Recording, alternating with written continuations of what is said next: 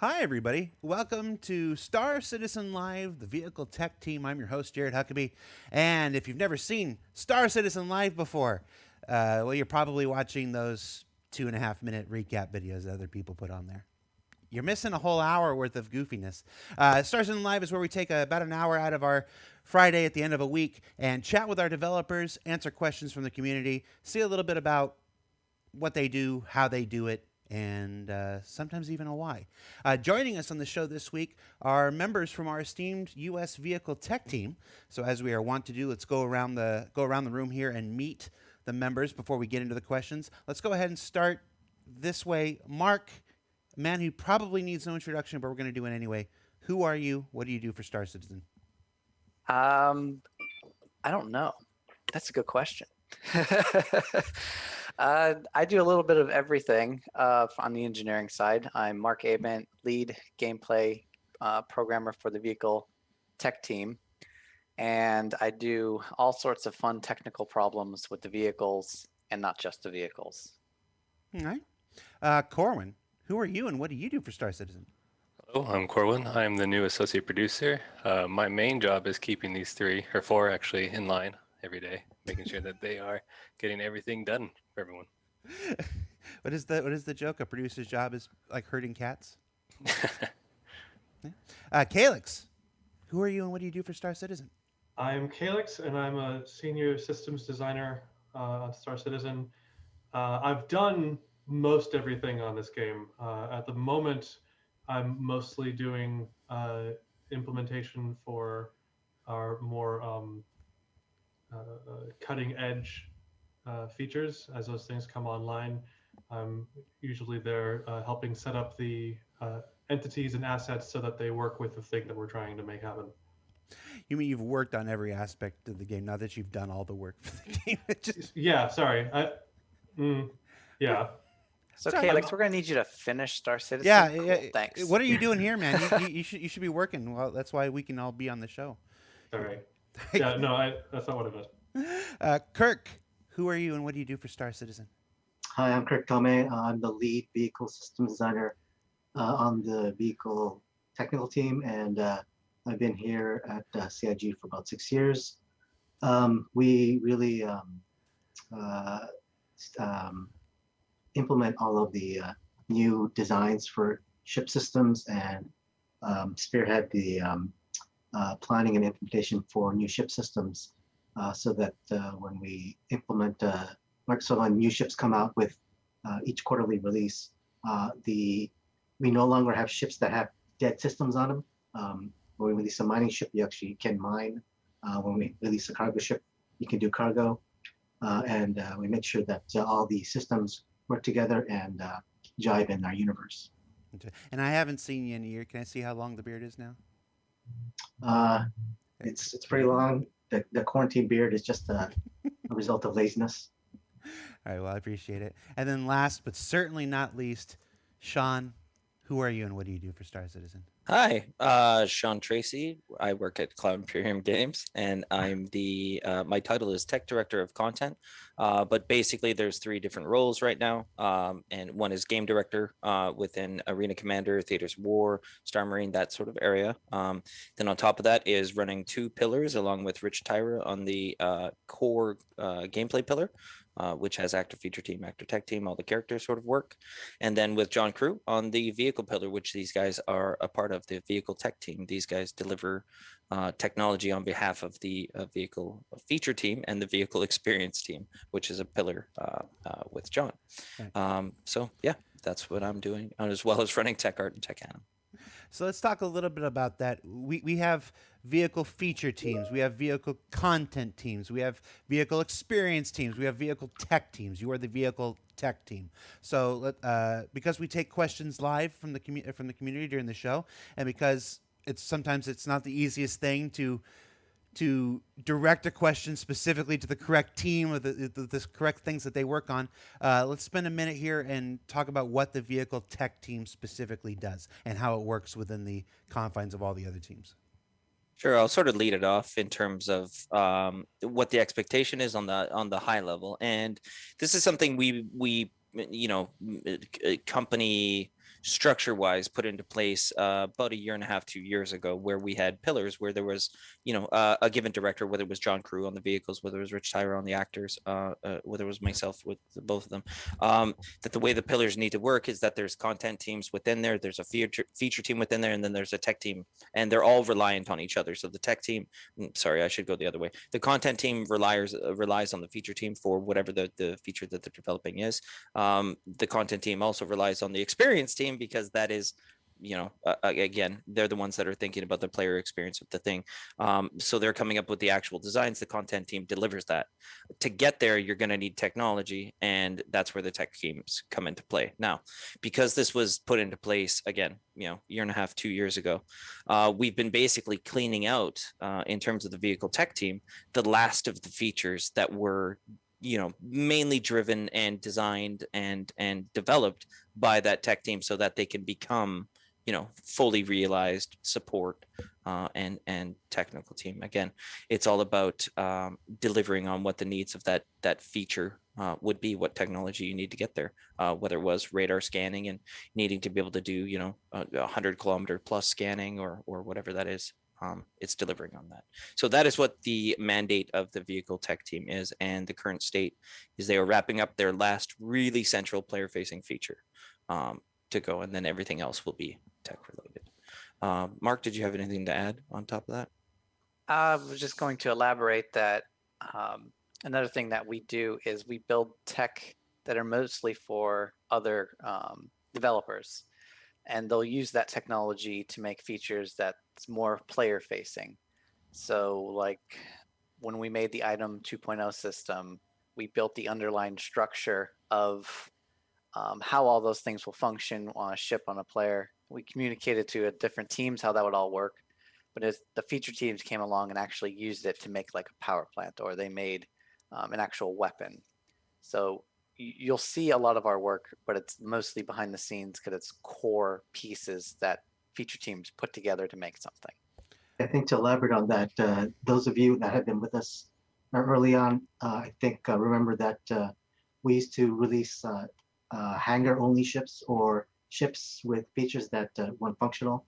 And we've been endeavoring to make sure that when you do finally get your hands on the ship that you purchased, that you can actually utilize all the systems on it. And so we work closely with the ship teams as far as the scheduling is concerned, and then we make sure that hey, there's this new feature that the ship was specifically designed for. Let's make sure that the ship comes out with that feature as functional. Right.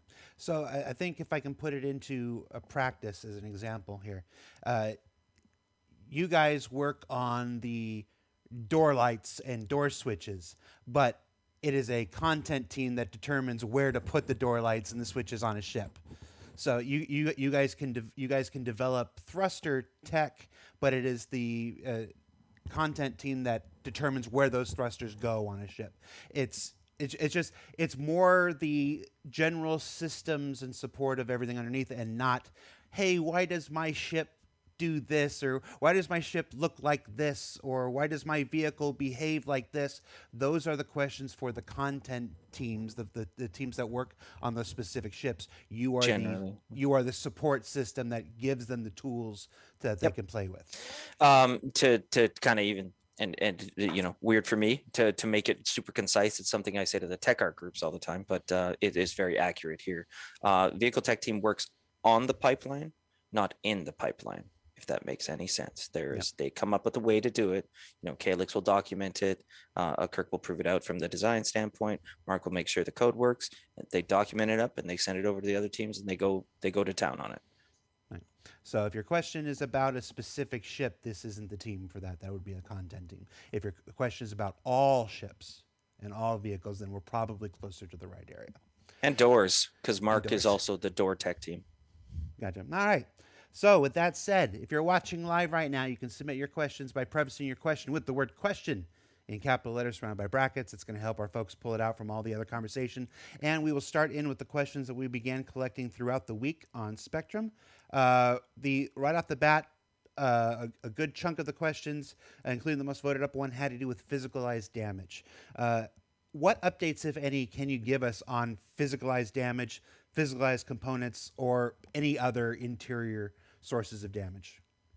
It's tough to give hard updates. I can tell you where it's at because it is between physical damage is a big undertaking. It's not just about ships. This is about everything in the game. And generally the top level intent that Chris has had for this system is broad. And the reason I say that is every material in the game should be a real material, has, you know, tensile strength and all the things you would expect of a real material. So, you know, it's not a very excuse me, gamified implementation where there's just some penetration value or whatnot. He wants to go through and have every one of those materials, whether it's a box, whether it's a character, whether it's a ship, whether it's a space station, all be respected. That's mass, everything that comes with it. So you can imagine how many teams that affects. And then on top of that, because the way our surface types work with physics and where they're actually stored is very art centric. So our physics type and what the impact of that given surface will do is defined actually by an artist when they do the physical proxy. So it's also stored in the material. So anything that we do within here is not only going to affect all the gameplay balance of the ships. Again, it's not just health anymore or not just parts, but it's actual density and thickness and those kind of things that'll affect. But it's also going to affect the art setup itself. Because all of that stuff comes into play, because obviously we don't want to have an aluminum on the ship. Well, maybe that's a bad example, but let's say aluminum on a ship. We don't want to have that aluminum act differently or read differently on a box, on a character and do something different. So anyways, long story short, affects a lot of teams. I think everybody understands that. Where things are currently at is on the core gameplay pillar. Rich Tyra and the physics guys have been doing a ton of work just going back and forth with narrative, because again, we have some real materials, you know, like a titanium or whatever, but we also have things that are created from in-game lore that are lore materials. Let's say that it's a real material that exists, just not in the real world. So we have to come up with all those values, and they have to coincide with the reality of a value. So it's even just getting the details of all of that. Then beyond that, it's talking about, you know, what's the kinetic sort of reaction of it, the radiant reaction. I've got a list here: thermal, electrical, chemical, cold, heat, rarity. You know, like there's so many layers of it. So really right now it's a big Excel sheet of here's all the surfaces that we're going to need, here's all the reactions that those surfaces do, where can we get that onto the content teams? And then once we do get that on the content teams, it's going to have to go to all the different experience teams. So vehicle experience team will have to tweak everything, because imagine what's going to happen with the ships. We have some balance in on the ships. We know that ship A will beat ship B in most cases because health is here, damage output is higher. Once it goes to physically based, you know, setup, that changes the ball game, because now all of a sudden the art of that ship informs what the armor is, how strong it is, and this to balance is just going to take some doing. And I can imagine. So in terms of if that's coming soon, I don't want to say anything in terms of timing, but it is an ongoing discussion and constant design that is being done, and a lot of back and forth with Chris. And again, Rich Tyra is really driving hard on it on the physics and the core gameplay side. So I expect more to be talked about in the future, but just do appreciate the complexity of the task. And it would be less complex if we didn't have any assets. But again, you know, here we are a couple of years running. So we've got a lot of assets already in place that need to be updated and converted to such a system. On the implementation side as well, like we've talked about the physically based damage over the years, because we've done explorations and experimentations of what would it take to set this up to get the kinds of behaviors that we want in a closed system. And those have been informative, but like Sean says, we can't move forward until we find the version of that addresses all those considerations at the same time. So a lot of that has been explorations to determine what it was we needed to be able to hit, what it was we needed to be able to accomplish, and then with that information starting to chart out the full scope of what this entails, which carries into all the stuff that Sean just said. Another change might be that this also affects mass and also center of mass, and so our flight model will have to get updated to accommodate the more realistic physics that will get informed by the art that's generated by the artists. So And there's a the lot other to There's even some more fun with it. Is like our vehicles are one of the most destructible and interesting ways of blowing up an entity. You could break off wings, you could break off panels, you could break ships into different pieces, and all that is kind of customized into this XML packet. And if we want to be able to utilize this same breakable technology across entities aboard, we can't just use what vehicles are doing. And so there's been other discussions and even pipeline tools of changes where how we could change the asset itself to define how and why things could break based off material properties. So it's no longer we have an asset of a ship with an XML. It's you have the asset and it behaves correctly.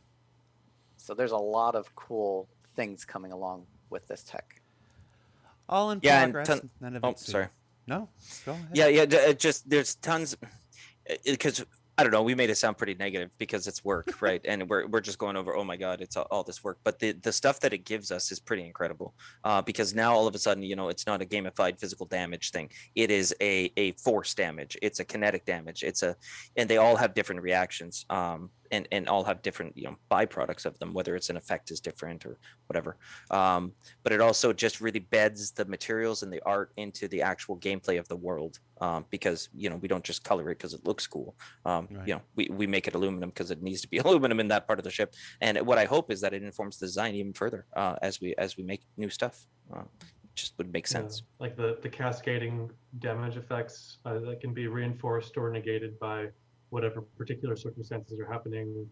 Yeah, it makes it a much more reactive and specific behavior. And Maybe procedural, like Chris always talks about it, but like he'd prefer, right now we have a very specific thing. If you damage a part at, whatever it is, 75 to 100%, then you have a chance of detaching it. And then we have to apply a proper impulse. Like we do it very specifically. So it's like, oh, okay, we know that ship has gone to 90% of wing damage. So the wing has to punt off. Where Chris would like this to be much more, there's a technology called BMNG or something way more physically based where it's like there's a constraint. There's a constraint, and after so much of an impact, like let's say you hit it with a size 9 railgun, doesn't destroy the wing, but that's gonna rip it off, because it just physically makes sense that would happen. So, anyways, stuff like that that absolutely comes out of it. hopefully we can find a solution to prevent players being able to exit seats into other ships too at the same time. That'd be nice to get rid of that cheat. All right. Let's look at the live chat here. How's it going with the new cockpit experience? The buttons, the MFDs, all that stuff. So that's almost fully on vehicle experience team for obvious reasons. The cockpit experience, vehicle experience. These guys on the VTT side are absolutely supporting it though in terms of the MFD setups, the UI setups, the UI updates. A big part of what's coming, not a lot to do with the MFDs, but a big part of what's coming is the UI updates for the given ships and things like canvas slicing, scanning, and radar, and that's what these guys are working on very specifically. So a lot of the UI is being updated, and we're really hoping to roll that out soon. With the connection of scanning as well as potentially missile operator modes and these other things in the nearest future. As far as Calyx I want to spearheaded a avoid lot dates. Calyx spearheaded a lot of the physical button actions on the dashboard. You want to talk about that for a second? Yeah, so I one of the things that we started with was just figuring out the technical side of how do we get an arbitrary feature, an arbitrary interaction on a ship, any ship, regardless of how we've connected to it, to be able to connect that to the physical state of a piece of geometry, and being able to point at that specifically and update that, being able to animate that procedurally and without having to export specific animations for every single button, being able to do that in fewer draw calls by having it still be part of the same mesh. And then once we had a basic pipeline for how this thing can connect to that thing to tell the other thing to do something, if you can even do that, which it needs to be able to affirm before it allows you to do things, because you don't actually have control, the thing shouldn't respond. And if you don't have power, it shouldn't tell you that it's responded. And if it doesn't actually do the thing, it shouldn't. There's a lot of things going on in this one channel. But once we have that, then we need to go back through decide, okay, well, what are the buttons that we have? Because there's a lot of things that the ships can do. Some ships have cargo, some ships have torpedoes, some ships don't even have real landing gear. So how do we set all this stuff up in a way that we can address each of those very different concerns? And so made a template and a design sheet for how you figure out what buttons a ship has, how you figure out where they should be placed so that they get grouped up in a sensible way. And there's a bit of there's still some getting to know your ship to know exactly where things are. But when you step into a new ship, it shouldn't just be madness. There should be some logic to it of, oh, all of my systems ended up over here, and maybe on this other ship they're over here, but that's because everything is flowing in this direction. So systems, and then you've got your parameters, and then you've got the specific call and response type events, or the comms type things. Having a format for determining that, and then making it so that all of that was packaged in a way that artists can use it. And artists don't want to hear about any of the things I just said. So that's its own task of making all that make sense in just a purely aesthetic and what does a button need to look like? How do the labels need to be? What are the sizes that needs to be? What kind of distances do you need? Yeah, it's been a lot. It's been passed over to the vehicle content team to begin working on. We did the Gladius as the first implementation. There are improvements to be made to the system, but it's the foundational work is in a pretty solid place, and we have a lot of the general information that we need to move forward with it.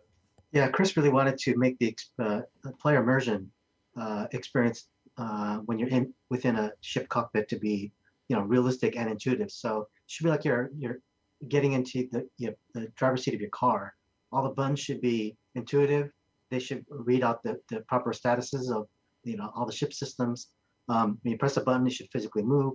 There should be a light indicator that actually shows you, not only what the status of that system is, but does light up, you, the environment, the dashboard itself, and then making that a system that our developers can use in an easy way, and also to not tax the system. These need to be optimized systems because we have hundreds of buttons that are going to be within the cockpit. Is the challenge we have had. Mark set up the light linking tech, which we use for those glows, which is really strong because it lets us use a texture to create the emissive light effect, which lets us be a lot more specific and have text that lights up or doesn't or changes. And it's much better than my early attempts with just putting a light there or making it glow brightly. That was a big improvement. And All right. with those things, here's another fun thing through when you're building out tech for other people. First part of it is, as Kiddick and Kirk mentioned, how do we go about making this? How can we make something optimal? We have hundreds of states. We don't want to bog down the network. We don't want to bog down rendering. We don't want to add tons of setup issues. So once we figured out how we could do this and get all the states that we want to show replicated to buttons, and we had a working example, we have that kind of as our tier 0 technology where we hook up a ship like a Gladius and we say, proof of concept, it works, it's great. The next phase of that for our team is how do we expand this to the rest of the ships? And that's where you start building tooling or improved workflows and getting engagement from how the community is reacting to those type of changes. So we have done the first part, which is here's the tech, let's add some more. Now, how do we make it easier for someone else to just go in and plop it in and add it in? Sorry, Jared, I don't think you're getting less than a 10-minute answer from us. No, hey. I'm holding back on technicals. I could keep going. As the folks in chat have already figured out, you guys are the OGs. This whole team are the ones that have been here for like 6-7 years at this point, with the addition of our new friend Corwin. So yeah, they know this is how this works. Let's talk breaching. Simply put, how do you envision the breaching to work? Will we be able to blow holes through the armor to board a ship? We've seen the past, like in demos from like 2015, we saw turret breaching. Just talk to us about breaching. What are we thinking? Well, to hark back to the physical damage question, that's really what breaching should be. It's a matter of the surface that's on that given door taking the damage that it needs to take. So there's no specific, door breaching per se, because that's how it's set up right now. Right now, a door is in there. You can do some damage to it. Sometimes, I think in some cases they'll open slightly. They'll animate to open, or they'll switch to a damage model. Yeah, they'll unlock, switch to a damage model.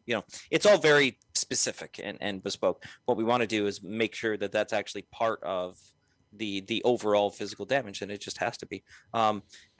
You can definitely argue, wouldn't you then armor the doors of your ship pretty heavily if that would be breached? But then again, it brings gameplay up if you want to punch holes elsewhere.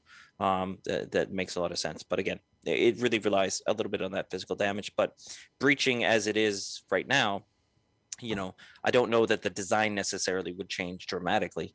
It's just the way you get there would be different. It's like Yes, the I old mentioned adage. The problem with locks is that they're made to be opened.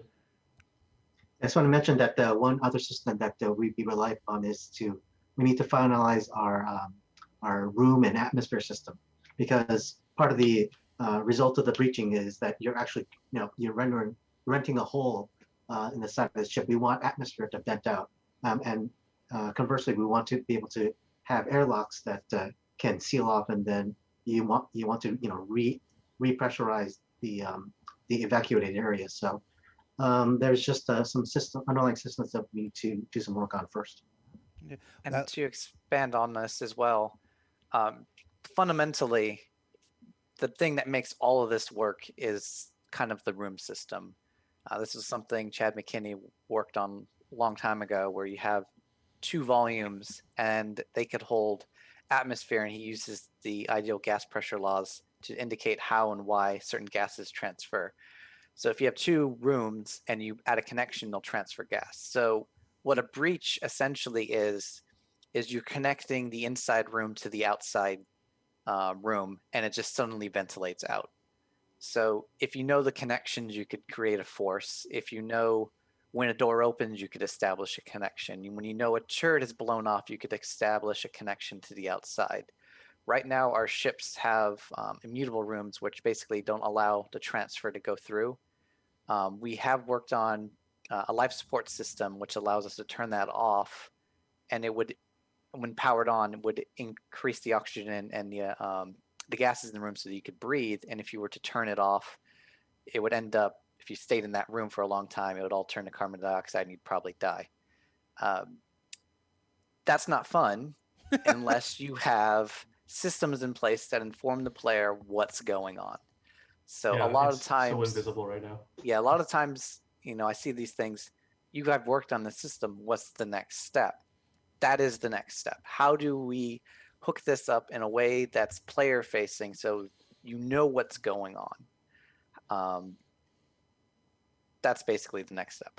As Because then suffocation is fun. Yeah, then suffocation's right. fun. Yeah, as designers, we want this too. Nothing would be more fun than blowing up the top turret of a cutlass, right? And then sorry for the guy that happened to be in it at the time, but if it vents the atmosphere out from the hole that results from blowing it away, we want to have a door system that will shut that off, so that you're not you don't compromise the rest of the hull when you're in the cutlass. And there's just but we need that atmosphere system to be functional in a way that we can implement this gameplay in there first. Right. Yeah, for the actual process of breaching the door, we've updated the doors to be able to derive their lock state from other items. I had a deadbolt item that I made as an example, but anything that was would be specifically in charge of keeping this door shut. Mechanically, it would be able to get that information from there instead, which would allow us to make specific breach points within a door, that maybe this part needs to be the thing that takes damage, or if the whole thing takes damage, does the entire thing come off? That affects what will happen when you lose atmosphere. And then also having it so that you have the ability to,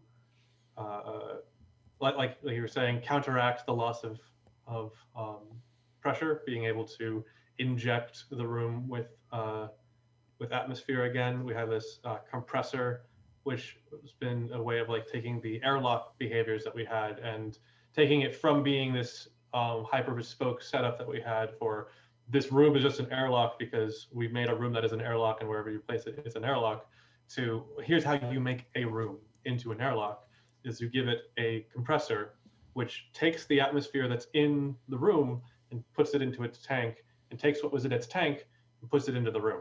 So if there was atmosphere in the room and nothing in the tank, it swaps to be atmosphere in the tank and nothing in the room. You are now depressurized to go outside the ship. If outside the ship was a toxic environment, that will, when the doors open, it will flood full of the toxic environment, and the breathable environment in the canister will switch with the non-breathable environment in the room, and now you're back to a breathable environment to safely enter your ship. So that's the go-between between the life support system that we made, which very, very slowly regenerates and filters the atmosphere in the entire ship, to being able to intentionally use the systems to give yourself an edge, or find yourself at a disadvantage because someone else has filled your airlock with toxic gas. Why'd they do that? That was a fun thing when I remember you were experimenting with it. It's like, wait, we can't just pump oxygen into the room. We have to take out the bad gas and then replace it with the good gas. And then we started debating, all right, if you have that canister that takes the good gas and then changes the atmosphere, what happens if someone swaps it on the ship for fun? It's like, that's some I fun assume immersion they have gameplay. Like, hey, Sean, can I come aboard your ship? Swap his air tanks with toxic gas. All right, I'll see you later. And then Sean goes flying away. He passes out. I steal his ship. You know, standard pirate run. It's like the worst Culligan man in history. The carbon monoxide trick. I'm going to change the name of the episode to Star Citizen Live of Good Gas and Bad Gas. Let's talk about scanning and radar. I know that's been a big push for the team as of lately. We haven't really talked much about this most recent push the team has been making. So just start us off. Where are we at? What are our goals? What are we pushing towards right now as far as scanning and radar goes? Sure, I'll start off. So, like, as has been clear, scanning has been the greatest experience in the world. So, what we're doing is we're trying to make it so that it's easier to find entities in the vastness of the of space and the CIG universe. And once you do identify them and get up to them, you can scan them and get worthwhile information that you want from the entities. It's not, unfortunately, as simple as just intuiting what information you need from it. Each entity type needs to be set up so that we want to receive information that's useful to the player when you do scan it. So, and this is a kind of it's two experiences but one system. So we have FPS scanning. So you're scanning when you're on foot, and it's going to be mainly focused on other AI or other living entities. Then we have ship scanning. So when you're in the pilot seat or the scanning seat of a ship, what information do you glean back from doing the scan? So in the past, I think we got the ship class, the pilot, the owner, and the health of the ship. We want to expand that to more useful info, like what's the weaponry of the ship, armor of the ship. Does it have cargo?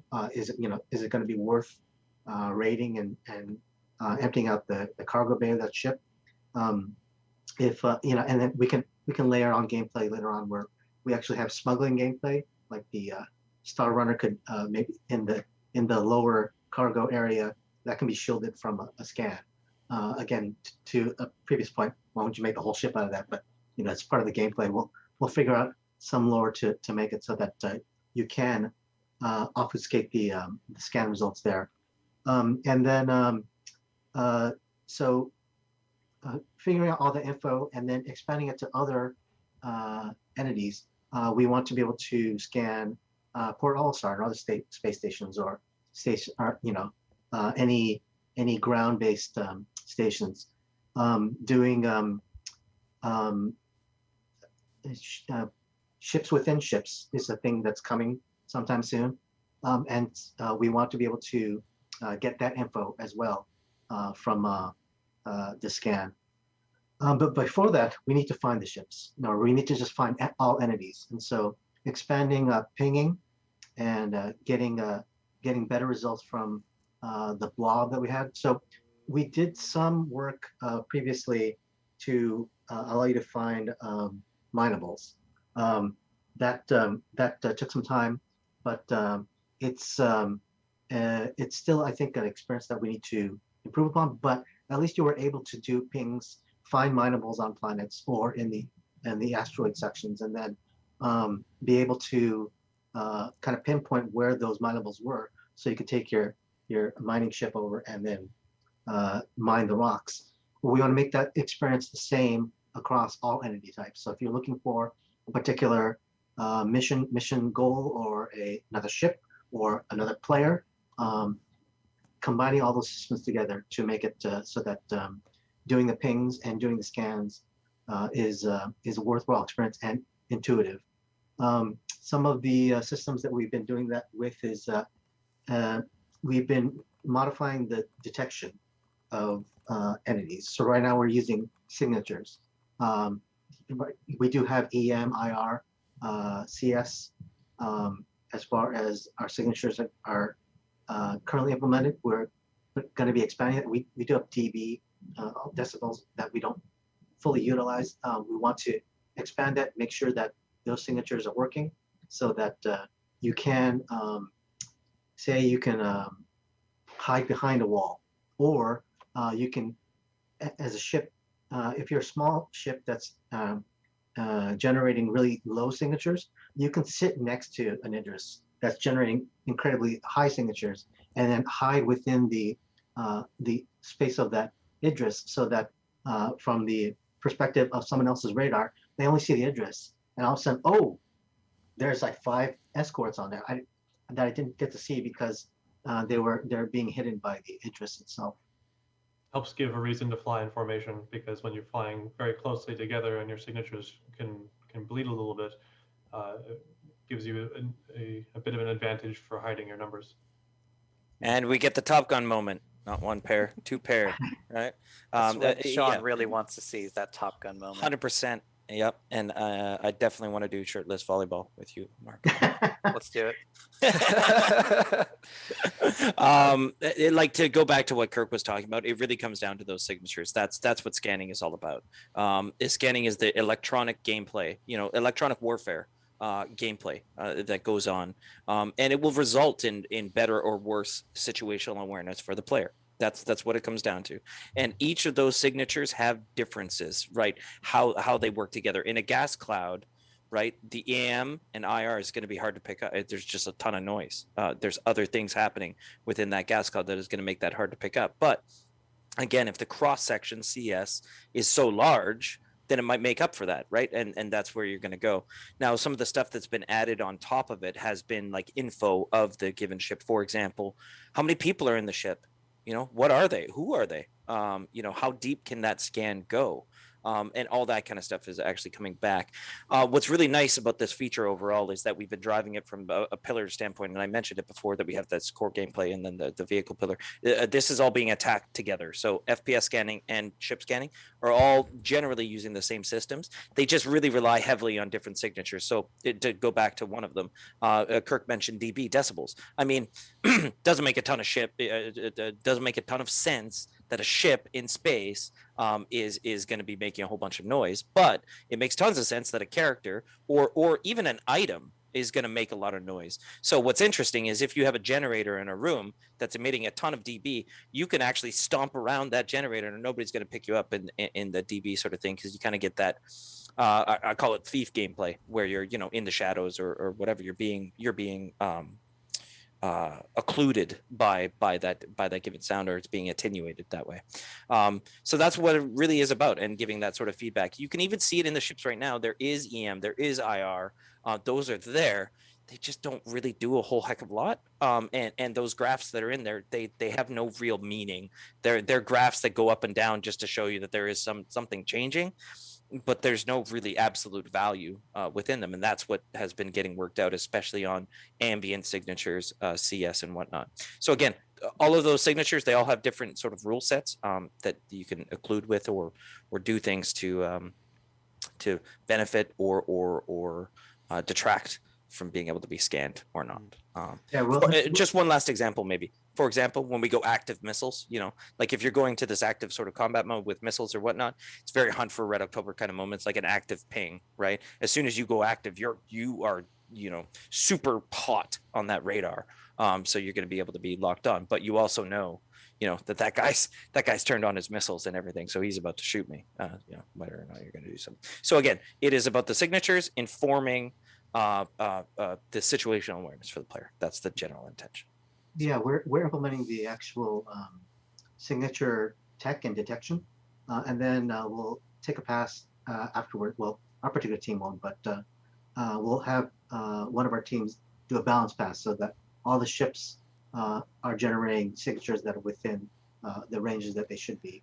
And then, same thing for players, same thing for anything that would be generating signature and interacting with other signatures around it to change the gameplay. And then in Sean's example, we put a sun somewhere in the galaxy, and it's generating a ton of EM and IR and directionally, right? So you can do the thing where if you position yourself between the detector and the entity that's generating all the signature, you can effectively hide right in front of the player in plain sight, because you're within the ray of the signature, that giant signature that's emitting from behind you.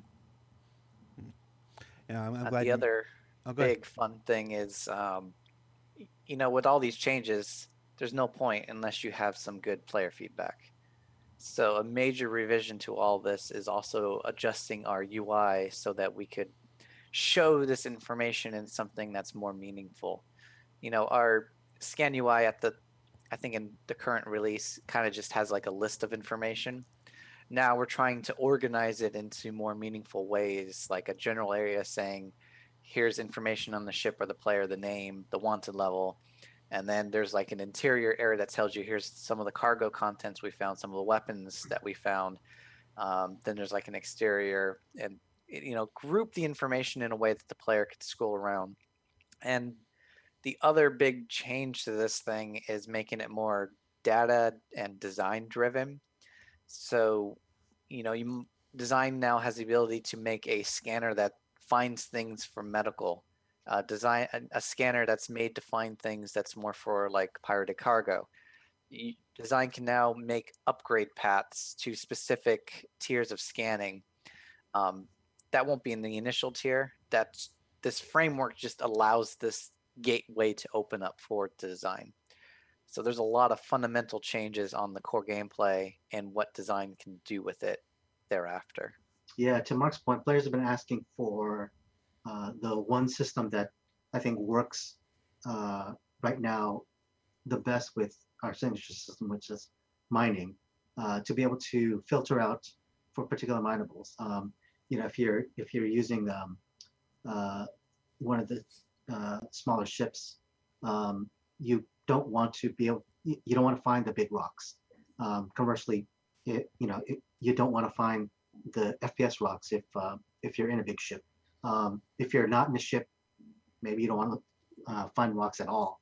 So we need to we're implementing that system, and then we'll have a way for the players to be able to filter out the signatures that they're particularly looking for by some dashboard control.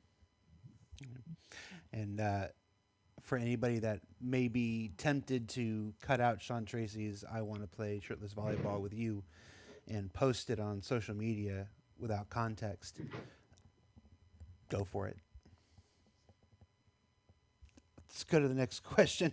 Can we get a punch animation for when MFDs stop working, please? So you want to punch the MFD because it doesn't work? Apparently. Knock Sean, on it. can- Not like you're going to no. hurt it. Corwin, we need to get that in our backlog somehow. I don't know how or why. It's my high priority. So if we have an MFD, it doesn't work, we should be able to smack it and then hit it and then it'll bleep on, right? Yep. Yep. Are we Progressive maintenance. Yes. this may be a question for the content team, but are we going to get more door and light panels for all or most of the ships, like they did with the Mercury Starminer?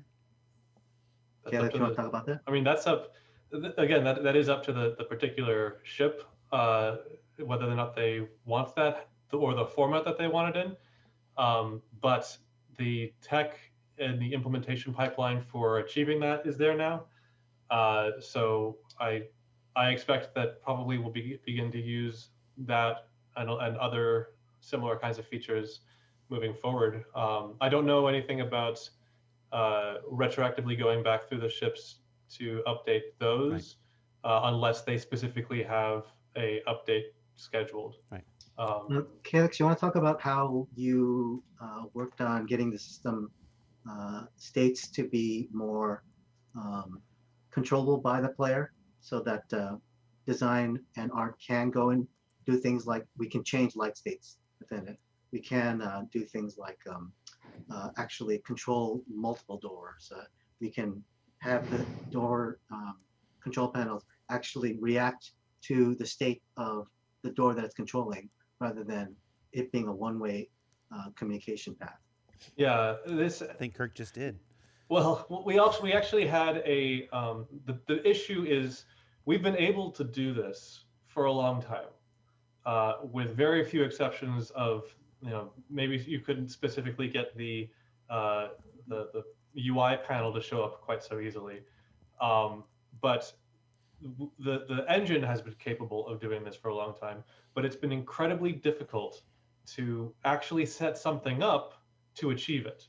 And so the thing that I started all this working on was trying to make it so that it was less of a chore to set up a door with its control panel, setting it up so that you could either put it in the object container with the ship and link it, or you could put it on the loadout and have it link automatically. And the reason that we weren't able to have this behavior is that the only way that you would get it is by having someone who knew absolutely everything about the door, how it worked, where it was getting the sensor information from, how the lights were set up in the light states of the room, and knew all that stuff at every step of the process, and then do it at every step of the process, which is not really how we make things. We have people who are dedicated to making our environments, and dedicated to making the ships, and dedicated to making the tech. And it's not really feasible to have these shamans to just walk through and bless everything. So it's much more important to be able to make it so that you can use these things without needing deep arcane understanding of the under the hood things that it's doing in order to set it up to behave that way. So the actual fix isn't so much making it that the doors can be locked or unlocked, or that even that the proximity sensor can be turned on or off, or that the lights can be on. Those were already behaviors that those things had for the most part. There are some additional ones that we're adding, with like the sensor being able to tell you that someone is there. We're expanding from here, but the real problem was making it so that you could place down a control panel, you could place down a door, and then it could have a proximity sensor or not, and it could have a light in the room or not, and then you could link those things and be done. And being able to do that is what lets our environment team and our designers on the ship side to be able to actually use these to create the content that is useful and player facing, because otherwise it ends up being such a dark path to follow that you never get out. By the way, there was also a bug fixed quite some time ago that prevented. Well, the bug was that multiple control panels set up in different ways didn't properly handle the door states. So I know for a long time the rear connie door, if you open it from the inside, only the inside control panel would know about its state. The external enter exit prompt didn't properly align with it. Conversely, if you open it from the outside, the interior control panel had no idea what the proper state was, and so it would flip-flop. That has been fixed so that we no longer have that bug anymore. At least I hope we don't. If we do have issues with that, please inform the issue counselor. Yeah, the Cutlass and the Caterpillar, because like the ships will support these things in different ways. The Cutlass and the Caterpillar both have control panels which have buttons that light up to reflect the state of the doors, whereas obviously the Star Runner has the screen, and we want to expand even from there. The other thing is that adding in the light controls for the rooms is it's much more limited at the moment than where we want it to be, and that's because the rooms that we have in our ships and the lighting states that we use with those is actually very deeply hard coded into the ships. The emergency states and the power states, those are fundamental aspects of ships at the moment, and so they, except for the small slice that we're branching in the Star Runner, it's not really set up in a way that lets us manipulate those states outside of the scope of the ship from the player perspective, as an example. So there's work to be done there to make it so that that's feasible. I do like the direction that we went though with the Star Runner, and that they're more, like touchpad like devices that you actually interact with to change the door states, and they can have as many buttons as you want. Very, I don't know if this is blasphemy to mention, but very L cars-ish UI to be able to like manipulate the states of all things you can with the control panel, and it's much more useful as far as like giving player feedback as far as what the state of the room is and what they can and can't do. I'm pretty sure we're going to be using that particular design language moving forward. Yeah, personally, I want screens all over ships. I love it, but not every ship should have that, I guess. All right, we are almost done, folks. Let's talk some ship-in-ship spawning. We're getting the first kind of small version of this with 313 with the Merlin that's now able to spawn along with the Constellation. A lot of the questions in the live chat and in Spectrum are asking what the next step of that is, where we go from there. A lot of folks want to be able to spawn their Ursas inside their Carracks and stuff like that. What can we tell us? Yeah, Mark, do you wanna touch on this one, because we've done a bunch of work on that last year and this year?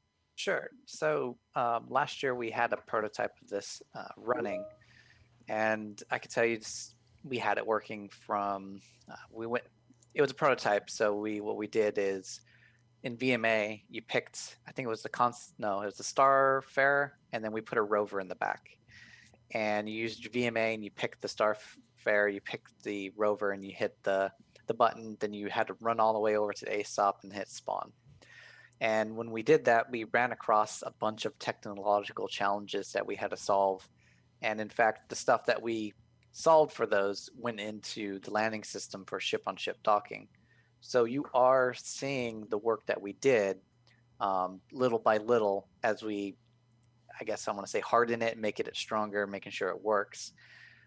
But getting a ship, spawning in a ship, we could do it on the dev side. It's more of how we let the player facing do it. Like going through VMA and then running to ASOP is not very user friendly because it's two separate systems that you have to do in order to toggle it.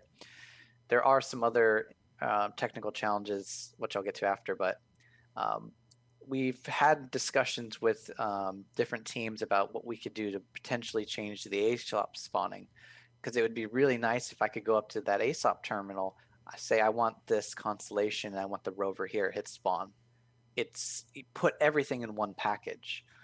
So, but before we could do that, we have to change other systems before we could get to that point. So the player front facing has to get addressed, and the other technical challenges we have to figure out is what happens if I'm gonna use Sean. Sean parks his rover into my ship. I own the ships, so if it despawns, he can't get a ship back. Do we want to allow that? Has I stolen his ship? Should I get conflicted for that? And I got despawned. You know, there's those little type of technical hurdles that we have to figure out before we allow clamping. There's also cargo. You know, in the back of the Starfare, I think there's a cargo area where you can put some cargo spots. If we also want to put your ship there, we can't allow you to put the ship there if there's cargo there, because you could add cargo to stuff and then you want to add a ship or an object there. That won't work. So we now need to get the cargo system to understand that there's going to be a ship in there. Now, the good news is there is a cargo, I guess, I don't know what you'd call it, but there's going to be a major revision to the cargo system. And we're going to utilize that API once it comes online to prevent these sort of things from happening. I think it even may be incorporated inside of it. So there has been some prototypes. We've hit some technical hurdles. Some we solved, some are still in our backlog, and some are going to get addressed in the near future. And for those wondering about, and some are getting used now, like ship-on-ship docking. Yeah. So to remind that's all physical inventory. It's another sort of scanning thing where it's like both of the pillars are working together on this one. Physical inventory is requirement for that to work correctly, which is another. It was a question that was in on the forums anyways about the cargo grid, what the future of the cargo grid is, and it's that there is no future for the cargo grid. There is you know, the reality of being able to put down the actual objects that are within your ship are now in your ship in the cargo area, but it doesn't have to be tied to this cargo grid. And that is exactly what Mark is mentioning. You have this Ursa in there, but you also have a whole bunch of boxes placed around. So. And for more information about the future of physical inventory, local area inventory, that stuff like that, be sure you check out last week's Calling All Devs with Richard Tyrer, where we just talked about all that. And then you can expect us to check in on the next iteration of that cargo and stuff in ISC in the coming months. So yeah, that's it, guys. Thank you so much. Let's see if we can squeeze one or two more in here. Let's see. Can we change the light colors inside our ships at some point, please? Let's try to do some rapid fires. Squeeze a couple. I have a prototype of that. It will be difficult to make it work for everything.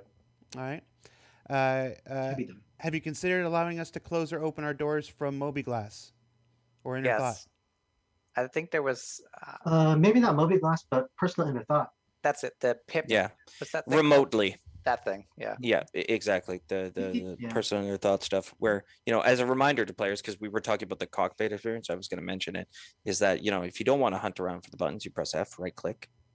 You have the Personal Inner Thought wheel. Any hope for landing cameras? Yeah, we talk about that all the time. Or even at least ships with glass floors. What's almost more important is docking cameras. Yeah, I know the landing camera is important, but the docking camera is like even more important, only because it's just the accuracy that you need. The landing is a little rough, but yep. And finally, I missed the little drones popping out to repair ships. Are we ever going to get that back? Long story short, I know repair needs a huge overhaul. It's an old system, and there's been talks about how to revamp it. I miss those little drones. It's a little bit of overlap with salvage, and I know it doesn't seem directly related, But when you consider what repair really is, it's like the opposite of salvage. So if you have if we have a salvage gun, we will have also a welding and repair gun. And I think we've talked about it before, the multi-tool stuff. So you could imagine that there's little bots that are welding your thing. I'm just not sure how Star Citizen that is. That's all. But people miss it. I think something come back online, but I'm sure it'll be escalated to Chris once we're getting done on the salvage. All right. It'd be cool to shoot those little drones. As someone's getting You see repaired. someone True repaired, monster. pop out the little drones. Well, the problem I have is what it opens up is as soon as you've got little repair bots, what other bots wouldn't do? Why wouldn't you have shield bots and anti-missile bots and it's Just make Well, it why remote don't you just piloted. why don't you just take those bots with you everywhere you go? That's what you do. You drop an EMP, you take it, you throw it in your ship, and then you can get free repairs. now we're talking. They don't Alright. know. They're just dumb little drones. Jared, this is out of control. Get in I know. here. I like that. Like I said, it's my. I sometimes Remember, I feed the little troll inside me who just likes We're to the watch things. technical team, so everything's technically possible. Right? It's just a matter of time and money. 100%. Yep, exactly. And on that note, I'll do it. I don't know if anyone will use it. we'll end the show. Thank you guys so much for taking the time out of your busy week at the end of a Friday to appear on the show. I'll let you go. Folks, thank you for watching. This has been Star Citizen Live, Vehicle Tech Team. We'll be back next week with another episode. I don't know who's going to be on it. We're going to find out. For Mark, for Kirk, for Calix, for Sean. Hey, Corwin, how'd the guys do? Your producer, they do all right? Yeah, they did pretty good. They have some good answers sometimes. so He's that just helps pissed out. off they're not working on something Yeah. that they should be working on. I need to right get these now. guys back to work. So. We're going to let you get back to work. Take care, everybody. See ya. See ya.